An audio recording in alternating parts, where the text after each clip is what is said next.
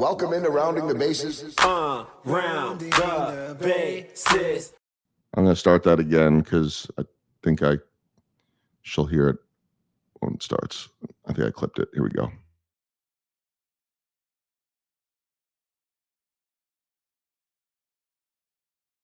Welcome into Rounding the Bases. Round the bases. Everybody knows Joel Goldberg. It's around the bases. Everybody knows Joel Goldberg. He's a man, goddamn. Hey, everybody. Welcome into another episode of Rounding the Bases presented by Community America Credit Union, investing in you. I hope that you will enjoy this conversation and so many of the others that I have weekly on this podcast and all of them over the years. They're all there. They're on my new website, joelgoldbergmedia.com, if you want to check it out there. If you know a guest, you could certainly reach out to us there.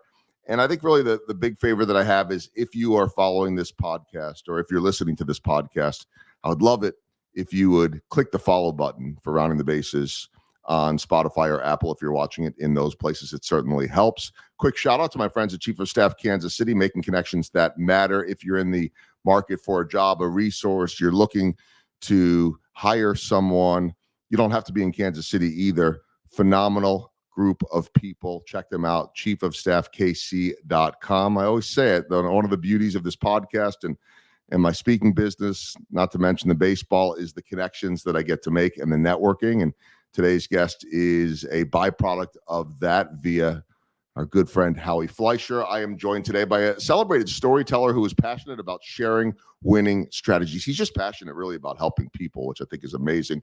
Over the course of his career, he has amassed a portfolio of service to the world's most iconic brands and legendary entertainment venues, each furthering his mission to help others live exceptional lives. His name is John Hall, who is, among other things, Chief Sales Officer at Crux-Xcelerate. It's the high-performance agency radically rethinking how businesses should operate. Using everything that you need and nothing that you don't, he coaches companies to a brilliance that is more than professional.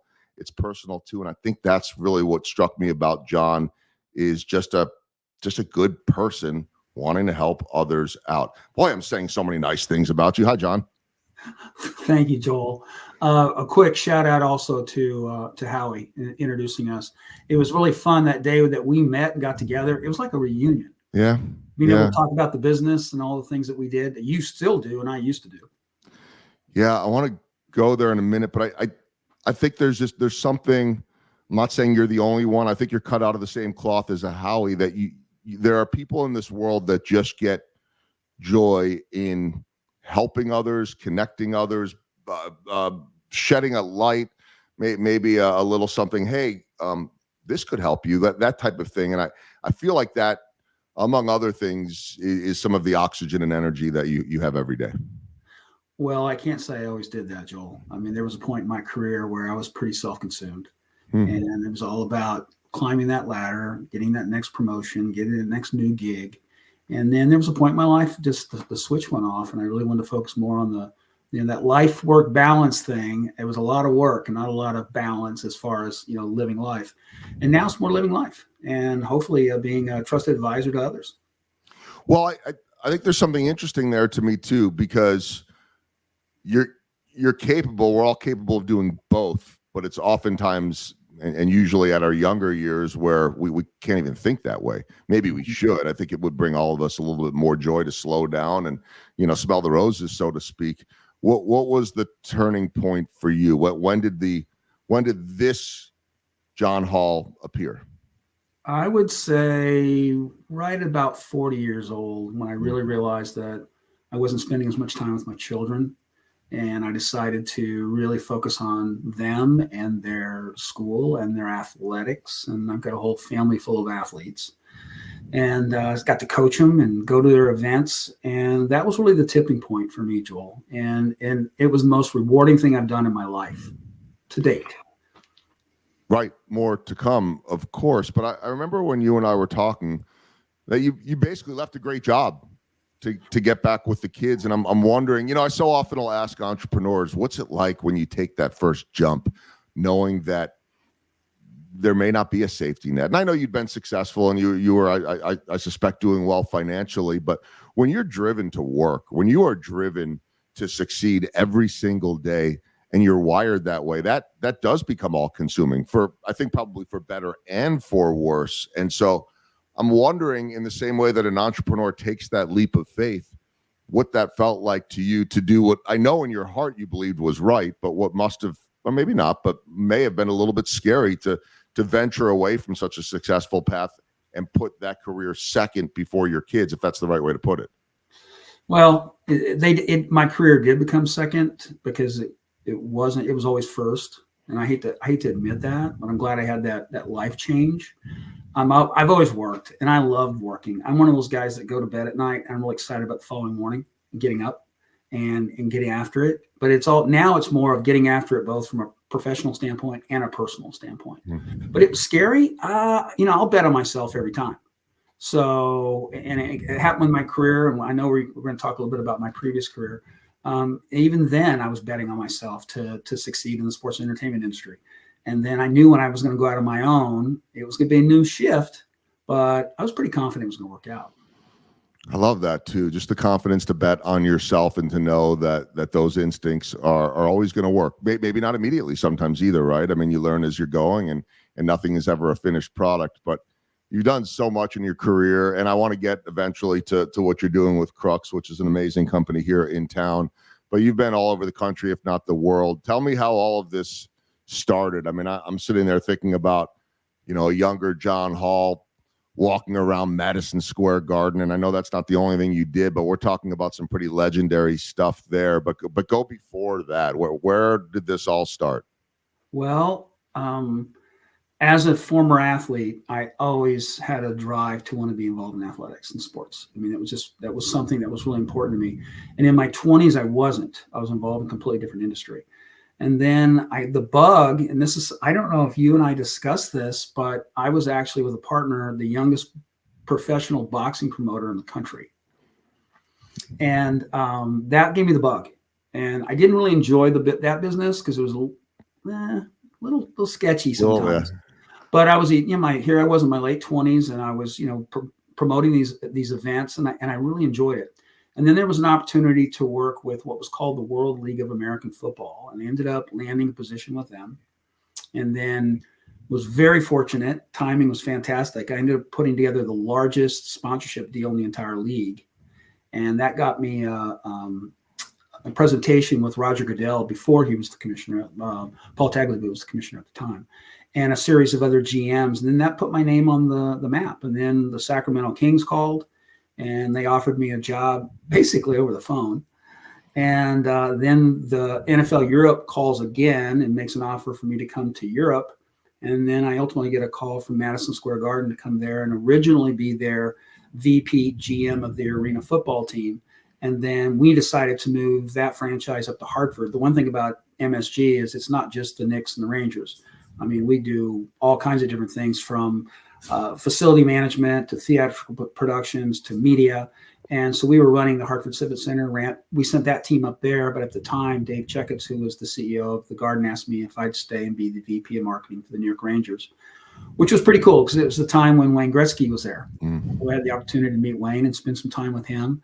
And so it was a really fun ride. And it really happened really fast. But it was a grind, and I loved it. I loved it. When I was at the Garden, I was one of the first 2 or 3 people there every day.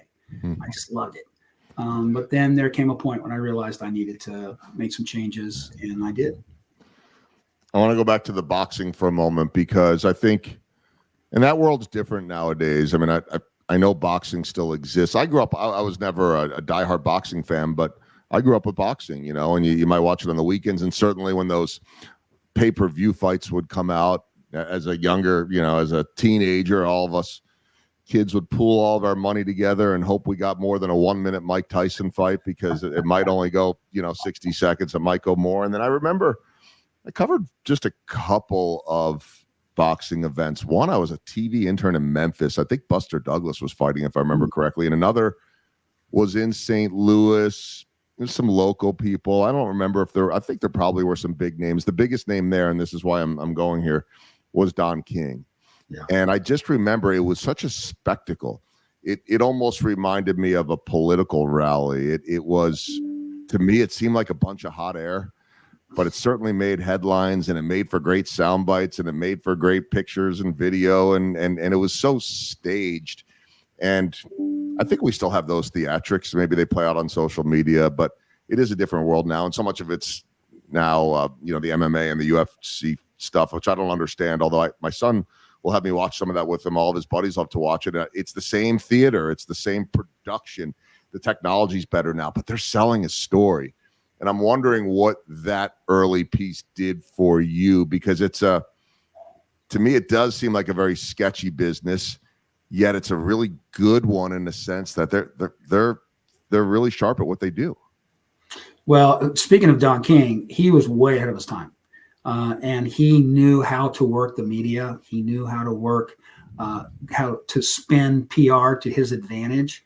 But for me personally, it never really fit my brand. I've always wanted, character to me has always been really important, and it just never fit my brand. But it whet my appetite, and it took me off to the next level. Now, what we did when we were doing it, we did it in Long Beach at the Hyatt, underneath chandeliers, tables around, food service, and it was called Boxing by the Beach, and it was very, very upscale. So it kind of gave me a little bit of that feel that it had a little bit of elegance, but it was still boxing. And but it certainly was it was a fun thing. I did it for a year, and I just got burned out. NPR did a story about my partner and I. The LA Times did a story about my partner and I, because we were so young. We were just babies. And doing this business that was predominantly the Don Kings of the world and the Bob Arams and all the older guys. It was a good run, but it was a stepping stone for me. And then the next step just got better and better and better. How different were some of those leagues that you worked for? I mean, whether it be your involvement with the different football endeavors or the Sacramento Kings. I mean, they all have their differences, don't they? I mean, each organization has its difference, but I look at, like, for instance, right now, and I haven't worked in anything involving the NFL for over 20 years, but I look back in astonishment, look on in astonishment all the time at how it is now a 365-day a year. It's marketing brilliance. I mean, they'll find a way to turn anything into news, and people pay attention to it. I mean, your team only plays 17 games a year, maybe a little bit more if you're lucky, and yet we think about it every single day. And I look at some of the other sports that don't do that as well. I look at the NBA. They had their in-season tournament this year. I'm not a big NBA fan. I start to watch usually in May and June when the playoffs are coming, but I found myself watching in November because the game seemed more important. What are the differences in these leagues that you've experienced? Well, for me, my check came directly from NFL International. So all of the games you see, like you're going to see in Rio this year, or you see in Europe, or you see in Mexico City, that's all NFLI stuff. Mm-hmm. And so that's where my check actually came from back in the day. So everything was about globalizing the brand. And the NFL has, for the most part, saturated the United States about as much as it can get, other than, obviously, there was a big bump in young women this last year for very obvious reasons. So they knew they had to go at the international level. And it's interesting because when the league owns something like that, one of the things that they did was they were allocating players, and the Chiefs are actually one of the best teams in the NFL in allocating players. All of our rosters were NFL guys. They were just guys that were, guys 47 through 53. So the quality of play was outstanding. Mm. And when we first started, the league was owned by ABC Sports, B-Sky B, which was the big British network or global network, and the NFL. And so all these NFL players would be on these rosters. Matter of fact, we had on our team, the first team I worked for in Sacramento, and that's how I got to know the Kings, and they ended up calling. Billy Goldberg was our defensive tackle. The old Billy wrestler, Goldberg. The wrestler, which you and I talked about when we met, because you get the same thing with your last name. Yeah. So there were some guys that we had a guy on our team that was turned all pro in the NFL. So the quality of the play was outstanding. The coaches were fantastic. We had some really good coaches. So it was a really good breeding ground. It was fantastic for the general managers. If they had a player they had allocated to a team, and they're trying to figure out, are they going to end up re-signing an existing veteran for X amount of dollars, or if they can save $1.5 million and play this kid that they've been watching play in NFL Europe. Now they've got, maybe they're signing that player for $750. Now they got $1.25 million to play with for some of the area of their roster. And back in those days, the general manager of the Chiefs was Carl Peterson, and Carl was very active in Europe. He was over there quite a bit, looking at the players that they had allocated over there. So the leagues were different from a standpoint of obviously the notoriety and everything, but the quality of play was just a step down because it was all NFL guys. And to your point on how the NFL markets, I use that when I talk to companies from a marketing perspective or a sales perspective. I use the NFL as an example and how they stage everything out on a calendar, and how it seems like every week they've got something going on that's going to pique your interest. They are truly masters of marketing. Yeah, I mean, some of it doesn't even look like it would be interesting, but then it becomes a thing. I mean, they truly are geniuses. I'm curious. And by the way, and I think I told you this in person, but Goldberg, like he's one of those. He's probably like a top 10 bucket list guy for me, because I've lived my whole life, my whole adult or professional life, with people asking, "Are you related to the wrestler?" And I'm like, "Look at me. There's nothing that would make you think in any way, shape, or form." So I've always enjoyed that. And my top 2 favorite interviews of all time, one is Roddy Piper, the other is Will Ferrell, and some big name drops I know, but I don't remember who I interviewed last week because there's so many of them, but you don't forget those. And when the late Roddy Piper, who was really sweet too, at Wrigley Field, says to me that we should be tag partners, and I tell him, well, I'm waiting for Goldberg, and he on live TV, I will change my name, I will become Jewish, I will put on a yarmulke, we could both be Goldbergs. And so I'll forever, if I hear the wrestler's name Goldberg, it brings that out in me. But those wrestlers, Roddy Piper, the same way, great marketers. They can sell, they can pull you in, they understand the show aspect of it. I was wondering about, I know this is modern day, but you'll have a read on it. Modern day meaning what we're doing right now in sports is totally different than 5 years ago, 10 years ago, 20 years ago. And so what you're talking about with Europe, I think, was the early visions. But now these guys are going over there and they're playing a number of games. And what I always wonder, you have this strange start times. Oh, there's an NFL game at 8 a.m. Just like that, the NFL has figured out a way how to bring an NFL game to you for about 15, 16 hours straight. How much of that, in your opinion, is just marketing genius here for us, and how much of that is growing the game abroad? Are they growing it here by going over there, just from a marketing standpoint? Is it both? What are the intentions, you think? It's a combination of both. I would think that it's more heavily the marketing here than it is the interest overseas, even though you go to countries like Germany, they have a gigantic following for NFL. And a lot of that has to do with the military bases over there. So you had a lot of Americans over there that were watching American football. And then because they were watching American football, more of the Germans started watching American football. One thing that is interesting about the international fan, they're a really good fan. I mean, they're a fantastic fan. Now, it's not like it is here where everyone, there's so many people love the NFL. Over there, it's much, much smaller. I mean, obviously, you're going to have soccer, football over there, and you're going to have rugby, you're going to have cricket and all those things. But it's gaining momentum. But I would say primarily it's the marketing that they do here, because the league is really, really good at extending the brand and extending the shield. I see baseball trying to do that too, and they should, by the way. I mean, the way baseball is growing around the world and was always there too in a lot of parts of Asia. That's a different topic. I really, before we get to what you're doing with Crux, I want to focus on Madison Square Garden, because when you talk about a brand, well, you could talk it much better than me. I told you I've only been there once, which is where I've walked outside it a million times. I grew up 2 hours away. Before moving to the Midwest, we never went. All I knew as a kid growing up outside of Philadelphia was I hated the Rangers and I hated the Knicks. Still do, by the way, but not in the way that I did as a kid. I'm in the business now. And so, but I bring this up, John, because the other day or recently, I'm watching a playoff game at Madison Square Garden. Well, there were a bunch of them for the Knicks and the Rangers, and I'm watching back in May a playoff game between the Rangers and I think the Panthers, and the Rangers win in overtime. And my initial reaction was, "Oh, I hate when the Rangers win." Still glad to have some of that. For all you New Yorkers out there, sorry, but you got enough people to support you. But then I sat there and I looked. This is like the adult, more mature version of me, if that's possible.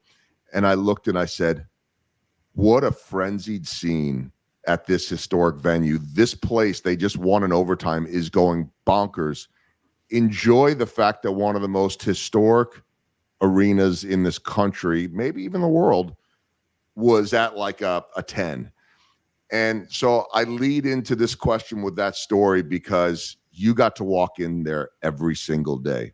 And it's not just basketball and hockey. We're talking about legendary performers playing there, oftentimes over and over and over and over, hundreds of times, the Billy Joels of the world. What was it like to work at MSG? I remember the first time I went there, because we all knew about Madison Square Garden, the world's most famous arena.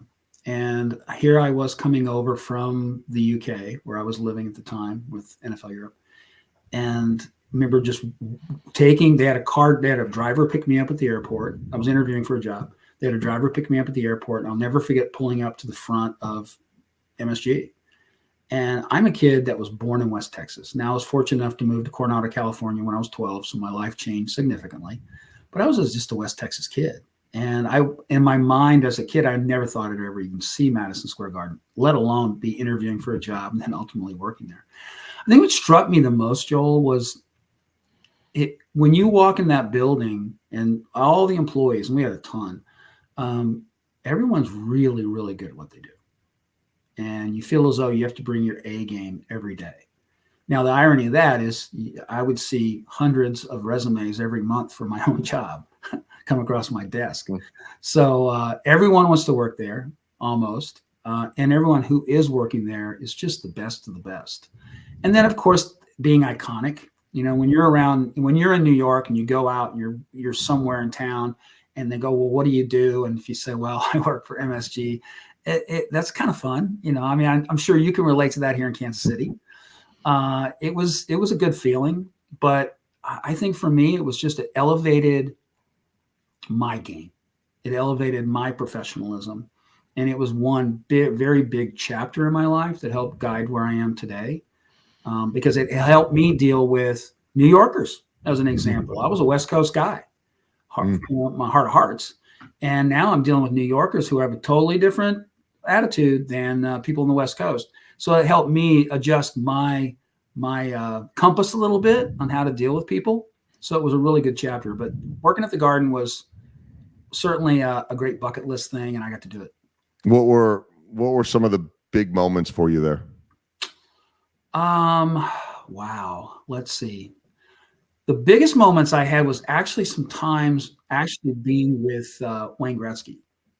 And we don't have enough time on this podcast to share some of those stories with Wayne. But one of the things that struck me, because I'd met lots of other athletes previously in my life, Joe Montana and Jerry Rice and Emmett Smith and all kinds of different people previously in my life.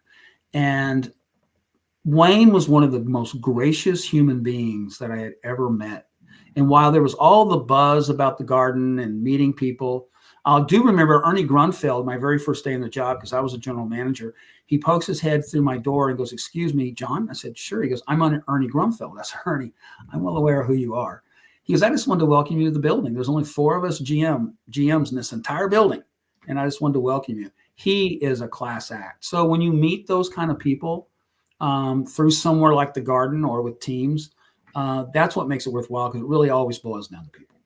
I mean, just, a guy that played in the NBA and played for the Kansas City Kings, Ernie Grunfeld. Yes, he did. Back in the day. So you got a guy in the building introducing himself to you. And I guess at that point you're saying, wait a minute, am I on this level? I'm hanging with the best of the best at MSG. I mean, that really, it doesn't get any better than that, right? Well, as confident as I am, I'm not really quite sure I ever felt I was at that level. I think part of that, it's interesting. I did this presentation where I talk about doubt and how everyone deals with doubt. And in those moments, I might have had a little bit of doubt, because everyone deals with doubt occasionally. A little bit of imposter syndrome, perhaps. Exactly. From a kid from West Texas that moved to a beach. So, I mean, you've been all over the world, and you have, for lack of a better term, I guess, settled down. And by that, I mean that you have found yourself settling in Kansas City, doing, I think, what you love, not that you didn't before. We talked about the time that you spent with your kids, and they're older now too. So tell me about this stage of life and what you're doing at Crux. Well, first of all, I love Kansas City. And it's funny, I have buddies that call me from the East Coast and the West Coast, and they go, what's the deal with Kansas City? How do you like it? I said, guys, it's cool. It really is. There's a lot of really happening things here.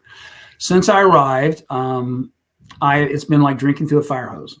When you're meeting people like Linda Endicott and Adam Hawley and Rick Colley and Kevin Pringer and Ora Reynolds, and the list goes on and on and on. You just meet all these people and you go to all these events. So that part of it has been fun, but getting to realize and enjoy the Kansas City nice, because everybody is nice. Mm-hmm. And on top of that, there's a buzz going on in this city right now. I mean, you can feel it. It's ready to just take off. There's a lot of really positive things. So that part I'm loving. The professional side with Crux is I did a presentation in the summer of 2022 for Crux, their team, and Malia McRae, who's their CEO. She heard my presentation, and I do a presentation called Coaching Up, Passionately Sharing Winning Strategies, and it's all about personal and professional enrichment. I know how you're wired, Joel. If you have the opportunity to have a platform, you will talk to people about things that will help their career, but I know you're wired to help them personally and find a way to lift them up. Well, I do the same thing with Coaching Up. And I finished my presentation, and she says, I have this sister company that's sales coaching. Would you like to get involved in that? And we started talking about it, and now I am. And we do this sales coaching. We go into companies, and again, it's not just about the sales process, which is a big part of it, but it's the person process. Nothing truly happens both in life or in business until we start building relationships.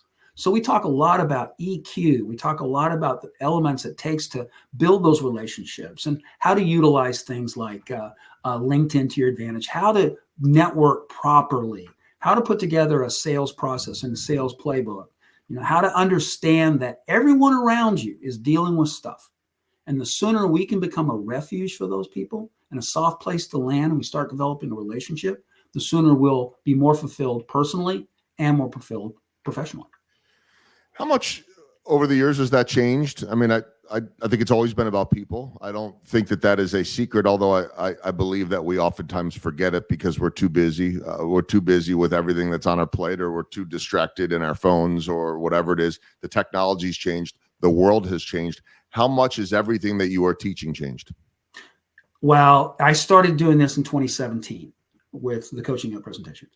And you could see I think the tipping point was COVID and some of the mental health issues that some people are struggling with. And when you look at something like Ted Lasso and the whole theme of what Ted Lasso was, and the fact that everyone's dealing with stuff, and that's part of my presentation, talking about everyone's dealing with stuff. And I think now it's at a forefront. Now it's become more important than the business aspect of it, even though the business aspect of it is the bottom line. That's the part that is going to help revenues. It's going to help create more profitable companies. But we can't create more revenues and can't be more profitable unless our people are feeling enriched, unless they feel enhanced and understand that if they extend themselves out to other people and really exercise their emotional intelligence to be that person, to be that trusted advisor for people, then it makes it much easier to be successful professionally. But the shift has been enormous, and particularly in the shadow of the pandemic. Yeah, and because we still need to do all of those things, and oftentimes now do them remotely, right? I mean, it's people are still people, but we may not be face to face. I know that's not new. If anything, it's just a very expected norm in a lot of cases. And I feel like a lot of us are trying to figure that out. I couldn't agree more. One of the things that I really stress with individuals is gratitude, practicing gratitude.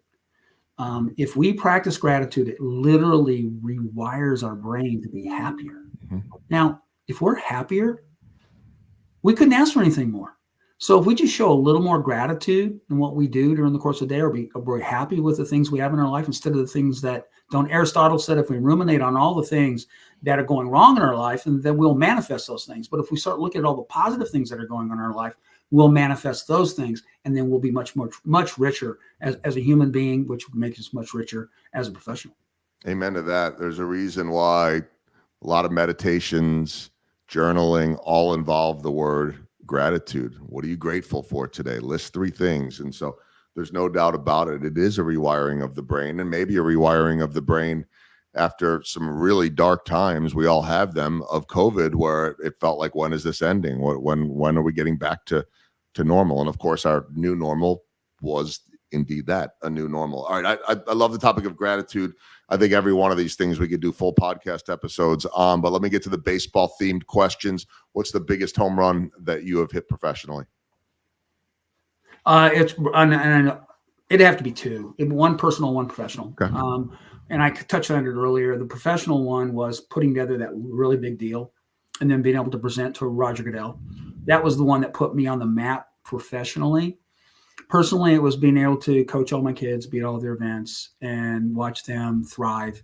And that was the other home run, the most important home run. Yeah, so. No doubt about it. Life-changing for everybody. How about a swing and a miss along the way, and what did you learn from it? Definitely the swing and the miss was a life work balance when I was young. Being work with just a little bit of life. And now it's life, work. But I work smarter now.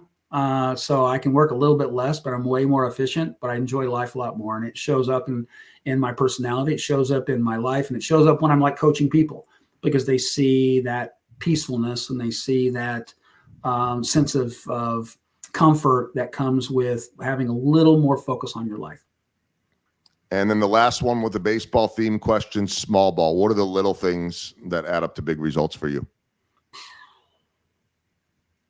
That would have to be little things like understanding collaborative communication, listening to understand, not listening to respond. To really truly listen to what the person's saying, to start seeking out gifts in people. It could be the simplest little gift, and then encourage them because of that gift. Little things like taking inventory, take inventory on what's going on in your life. Those are little small things. And if you do that, then you see some of the positive things you're doing. And because of that, those little small things will add up to big things. Love it. And that's something that we all can do every single day. All right. I always like to wrap it up with 4 final questions as we round the bases. I could go so many different directions here. I think I'd like to go a little bit back to that boxing experience in Long Beach. My assistant, Ashley, always does all this research. And so she says, I'm seeing something in 1990 about ballroom boxing and black tie affair and on the beach and knockouts and all this type of stuff. How did this pop into your head? It sounds like a truly unique idea, maybe ahead of its time. It sounds like Ashley pulled up an old LA Times story. She sure did. Yeah. At least I was vetted, and it's the truth. It's not hyperbole. I knew my partner at the time. His dad was the commissioner of the boxing commission there in California, and so I had the financial resources. He had the connections, and he approached me, and so we decided to jump in, and we got our license right away. I wonder how, and then we started booking, and the booking part was fun because then you have to look at talent But then it got a little old with everybody and their dog with their hand out every week, week in and week out. So, but it was a fun run. And Ashley, congratulations on doing some good homework there. She's the best, and I trust everything she finds.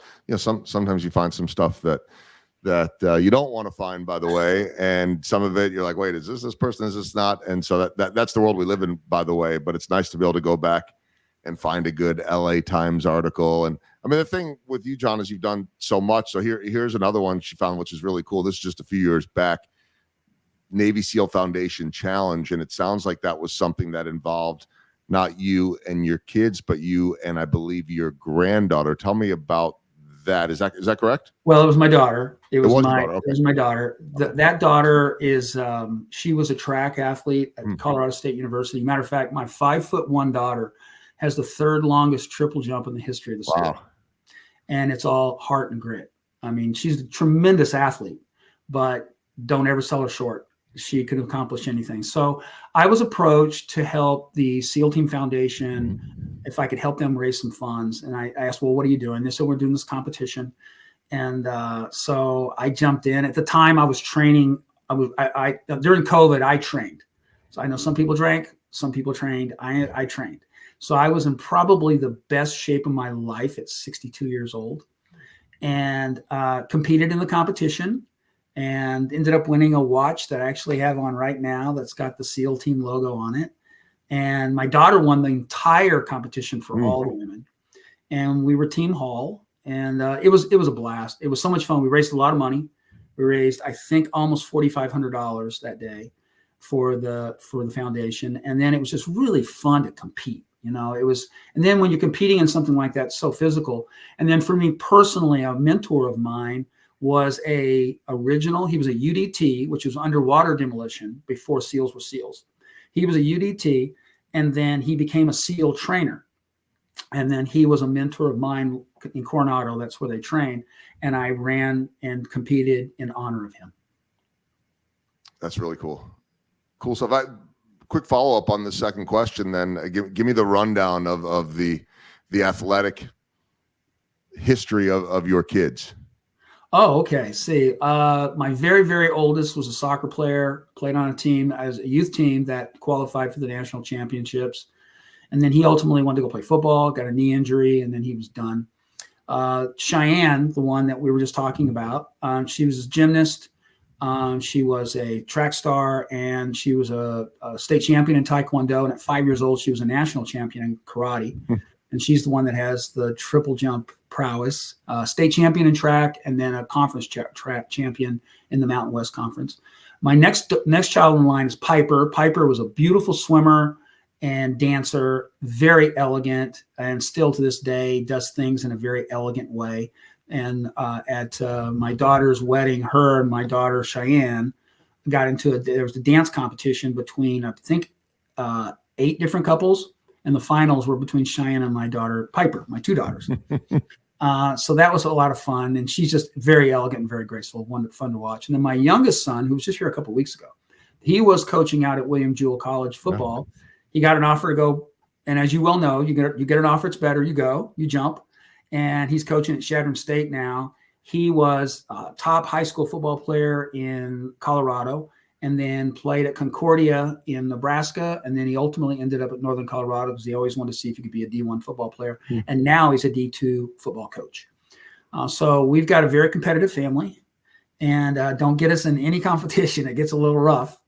I love it. But it was so much fun watching them compete, and the lessons that they learned all that time by the competition, by the training, have to put in the effort, has been something that is really helped them as young adults to understand that life isn't always gonna be perfect.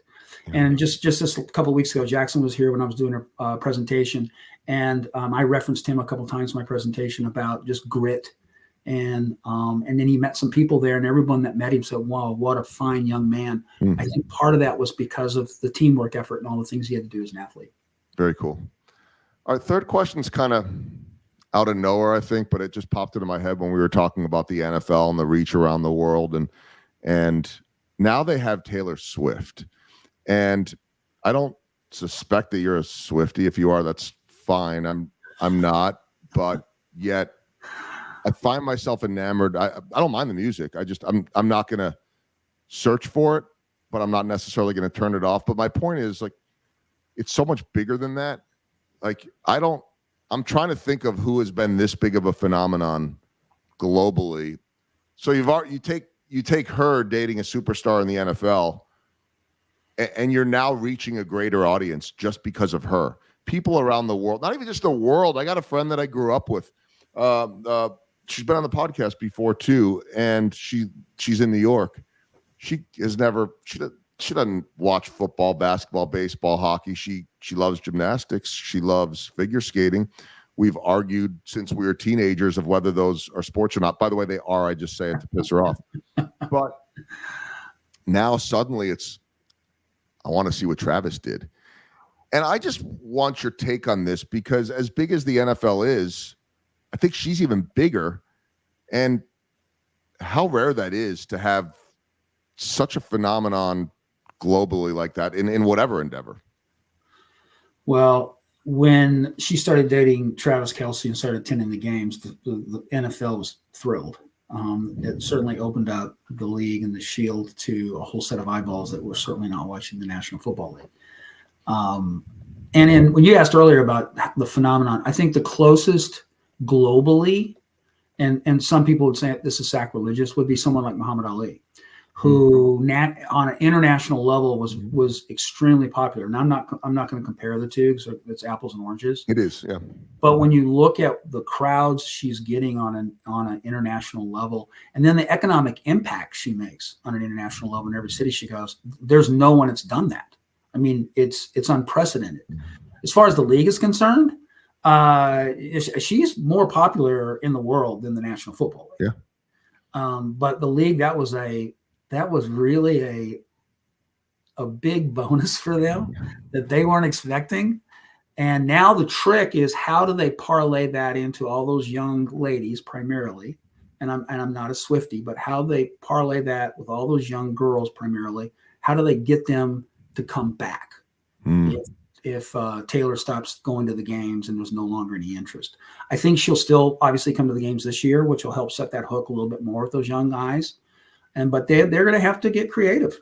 But you know what? That's a good position to be in when you've got a Taylor Swift at your games and you have to get creative, figure out how you can keep all those eyeballs, because at least they're there for the time being. I suspect the league would prefer marriage and extending out Travis's career a little bit longer. That might help. Yes. We'll see what happens. I do not claim to be an expert in really anything, and certainly not Taylor Swift and Travis. No, me neither, but I feel like we're watching something that's bigger than maybe even Michael Jordan was globally, for sure. Although that Air Jordan brand, to me, we're talking about something that's almost like at a Princess Diana level. I don't know that that's right. I'm not going to call her Mother Teresa, but then you throw in the politics of the world and, all of it. And it's like, I think it just gets back ultimately to what you said. The NFL, which needed no help whatsoever, just stumbled into something even bigger than itself. So I find it fascinating. That's what I find. I find it fascinating to see a group of people, a massive group of people, suddenly interested in something that many of them, not all, many of them never had any interest in. It speaks to the appeal of those once in a generation type of figures. I think it is once in a generation. Yeah. And I think it's really interesting when you have people that are so consumed just about the relationship. Forget about the football or the music. Yeah. It is, I believe, I agree. It is once in a generation. We've always had that interest, right? In celebrities. What are they wearing? Where are they going? Who are they hanging out with? Now it conflicts or merges with football at a time where social media and everything is instantaneous, and players are worried about their brand or interested in their brand. Used to be in baseball that there might be some select guys that would talk, and most of them would talk, but there would be a select number of guys that would do some of the really, really fun stuff. But most of them were guarded because, hey, I'm here to focus on baseball. I'm here to focus on football. Now it's, wait a minute, it could help my brand. It could lead to this. It could lead to that. It's a really interesting time because this is a generation that has grown up with Instagram and now TikTok and all of those things. Again, another discussion. So we'll wrap it up with this, my walk off the final question. And I think this is one that could really benefit a lot of men and women that are listening, that are in their 20s, 30s, 40s, even 50s or 60s at this point. Okay. Of when, maybe not when to take that pause, but what it means to be able to kind of wake up and smell the roses. I'm thinking about your big change in life when you said, you know what, I want to go and focus on my kids. I'm not telling everybody to stop working. What I'm telling people, or at least bringing up, is in this world where our heads are down and we're distracted. And oftentimes, maybe I'm just speaking for myself and I'm working on this. If I'm being vulnerable here, I'll share with everybody. I am trying to be more present because I find myself trying to do 50 things at once and then missing all of it and blacking out on almost all of it.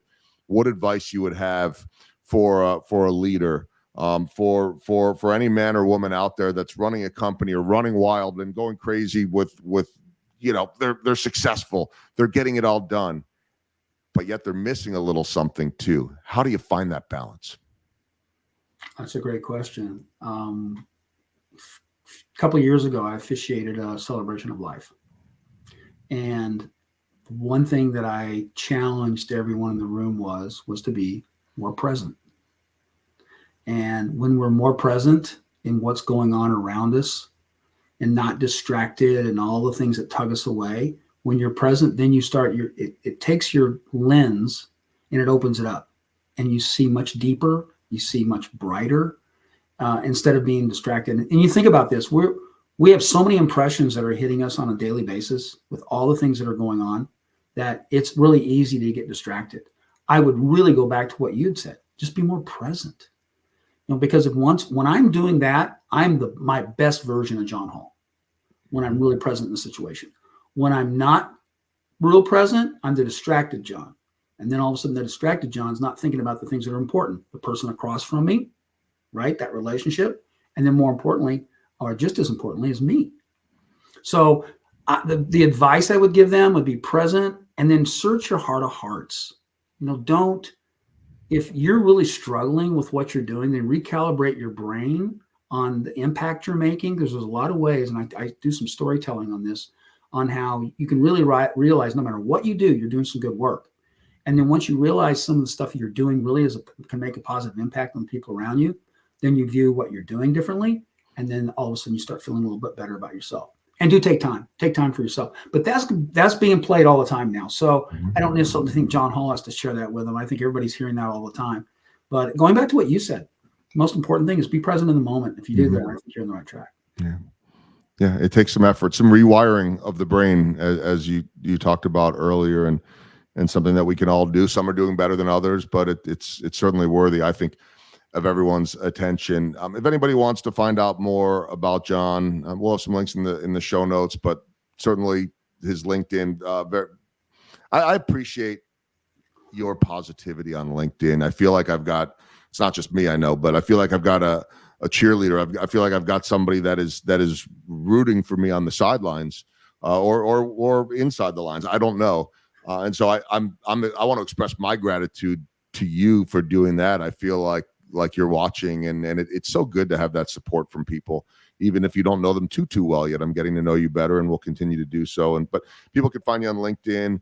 I certainly would encourage everybody to go to Crux's website too, cruxkc.com. What am I missing? Where else can people? They can access it through cruxkc.com. Yeah. Okay.